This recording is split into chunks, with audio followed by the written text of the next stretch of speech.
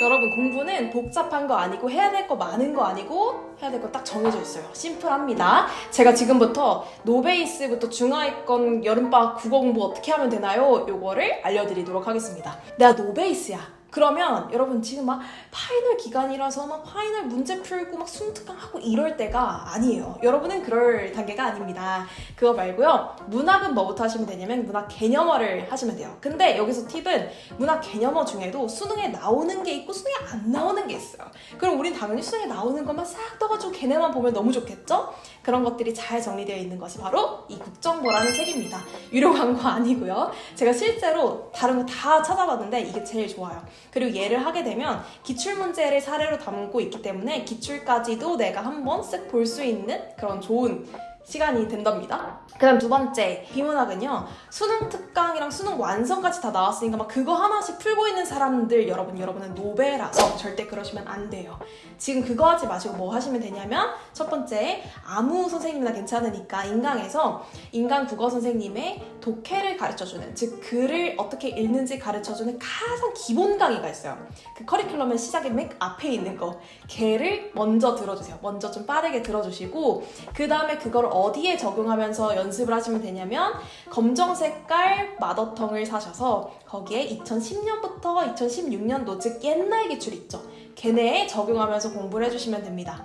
그 보시면요, 생각보다 옛날 사람들은 왜 이렇게 쉬운 걸 풀었어? 싶을 만큼 길이도 좀 짧고 좀 편안하게 되어 있는 것들이 있습니다. 팁은 인문하시고 그 다음 예술하시고 그 다음에 기술하시고 그 다음 과학하시고 그 다음 법, 경제 하시면 됩니다. 보통 친구들이 이렇게 커리큘럼을 짜면 훨씬 효율적으로 잘 따라오더라고요. 여기까지. 그 다음 내가 이 단계를 지나서 노베를 벗어났어. 나는 이제 노베는 아닌 중하위권이야. 이런 친구들은 지금부터 뭐를 하시면 되냐면요, 지금 막 사설 모의고사 풀고 수능 특강, 수능 완성 열심히 벅벅하고 할 때가 여러분도 아닙니다. 여러분도 아니에요. 문학 개념어 정도는 했으면 그 다음에는 문학 기출문제를 푸시면 됩니다. 검정 색깔 똑같이 마더텅을 사셔가지고 여기 나와 있는 걸 장르별로 하나씩 파시면 돼요. 뭐 현대시 찔끔, 고전소설 찔끔 이렇게 하지 마시고 현대시만 먼저 파는 거예요. 이런 식으로 장르별로 하나씩 잡아서 팔 건데, 팁입니다. 순서는 어떻게 하시면 되냐면 현대시 먼저 나가시고요. 그 다음에 현대소설 나가고, 그 다음 고전소설 나가고, 고전시가 나가고, 그 다음 갈래복합 나가고, 이렇게 하시면 됩니다. 사실 기출 문학을 풀려면 당연히 문학 작품을 어떻게 감상해야 되고 그걸로 어떻게 문제를 풀어야 되는지 이걸 알아야겠죠. 그래서 얘도 제가 앞서서 말씀드린 것처럼 기본 강의를 들으셔도 되는데, 요거는 제가 특별하게 이 채널에서 수능 문학은 어떻게 접근해야 되고 어떤 식으로 선택지 판단을 해야 되는 건지를 다 하나씩 알려드릴 예정이에요. 그러니까 당연히 구독과 좋아요를 해두시고 제가 이제 앞으로 착착착 올릴 문학 특강들을 하나씩 섭렵해 가시면 너무 좋을 것 같습니다.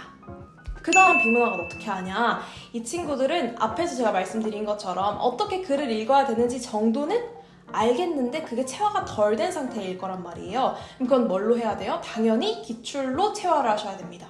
기출로 체화를 할 때는 그 2016년 이후의 문제들을 푸시면 되는데 난이도별로 여러분이 선별하기엔 또 이것도 어렵잖아요. 그러니까 인문 예술부터 시작을 해서 어려워 보이는 거 말고 좀 쉬운 것부터 하나씩 적용해 가시면 돼요. 그리고 요 단계 친구들은 이제 그 기출을 분석하는 거, 내가 배웠던 독해 방법을 적용하는 연습만 제대로 하셔도 괜찮고, 선택지 판단한 것에 오답을 좀 하셔야 되는데 이 오답하는 방법도 제가 이 채널에서 차차 풀어보겠습니다. 그럼 선생님, 화작이랑 언매는 어떻게 해요? 제가 여기 딱 정해드릴게요. 지금 7월 이후에 이 영상을 보고 있는데 나는 노베이스에서 중하위권이다 하면 엔간하면 언매하지 마시고 엔간하면 화작을 하세요. 화작은 한 세트씩 매일매일 영어 듣기 하듯이 하시면 그러면 올라요. 그 최근에 나오는 오답률이 높은 어려운 문제 한두 개 빼고는 다 맞출 수 있는 게 화작인데, 언매는 조금만 어렵게 나와도 내가 열심히 공부한 친구들도 좀 걸려 넘어질 수 있고 지문형에서도 조금 더 시간이 많이 걸릴 수 있기 때문에 굳이 여러분 지금 중하위권인데 엄매하려고 하지 마시고요. 화작을 하세요. 아, 선생님 저는 근데 내신 때 엄매를 열심히 해서 엄매할 수 있어요 하는 친구들은 지금부터 어떻게 하시면 되냐면요.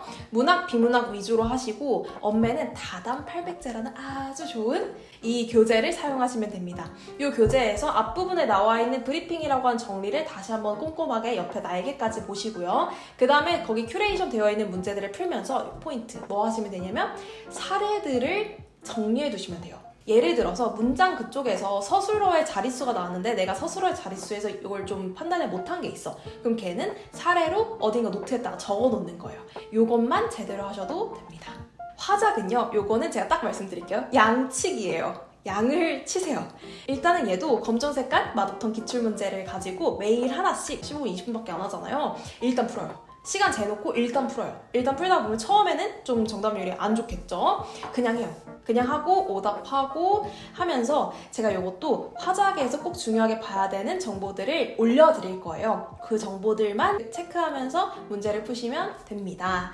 아, 선생님 화작이 안 돼요. 연습 많이 했는데 화작이 안 돼요.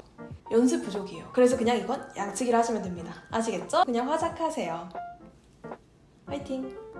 그러니까 여러분 포인트는 뭐예요? 제가 딱 정리해드리면 노베이스와 중하위권인 친구들은 지금 당장 어려운 문제 풀 때 아니고요. 수능 특강, 수능 완성을 풀 때도 아니고요. 지금은 너희들의 기본기를 다져야 되는데 그 기본기는 뭘로 한다? 기출로 한다.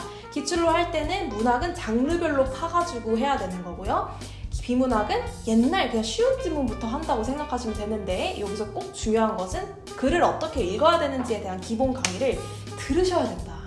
그게 없는데 그냥 드립다가 문제를 매일 3개씩 문제를 푸시면 안 늘어요. 그리고 선택지의 정답률을 높이려면 오답하는 방법을 알아야 되는데 그건 제가 다음 콘텐츠에서 풀겠다. 아시겠죠? 오늘은 여기까지.